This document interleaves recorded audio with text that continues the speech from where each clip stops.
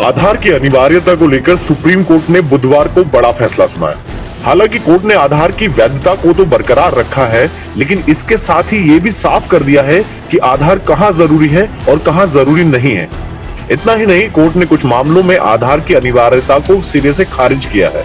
तो आइए जानते हैं आधार को लेकर सुप्रीम कोर्ट के उस फैसले के बारे में जिन्हें जानना आपके लिए बेहद जरूरी है। नंबर 1, स्कूलों में आधार की अनिवार्यता खत्म।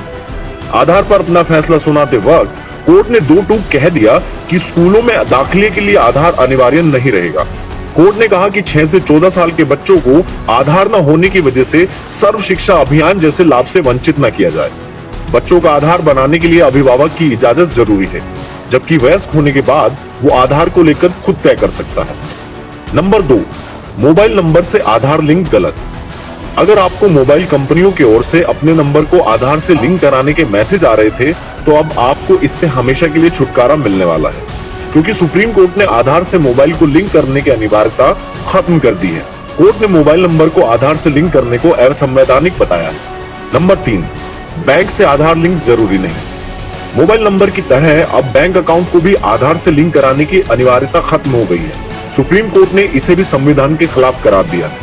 कोर्ट के इस फैसले से उन लोगों को बड़ी राहत मिली है जिन्होंने अभी तक अपने बैंक अकाउंट को आधार से लिंक नहीं कराया है। नंबर 4, सीबीएसई, एनईईटी, यूजीसी में आधार जरूरी नहीं। सुप्रीम कोर्ट ने सीबीएसई, एनईईटी और यूजीसी आदि में आधार को गैर जरूरी करार दिया है। कोर्ट ने कहा कि अगर सीबीएसई, एनईईटी, यूजीसी आधार को जरूरी बनाते हैं तो ये गलत है और वो ऐसा नहीं कर सकते हैं। नंबर 5, निजी कंपनियां आधार नहीं मांग सकती।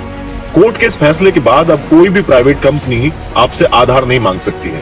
कोर्ट के फैसले के बाद अब प्राइवेट पार्टी आपका डेटा नहीं देख सकती है। इंडिया न्यूज वायरल की रिपोर्ट।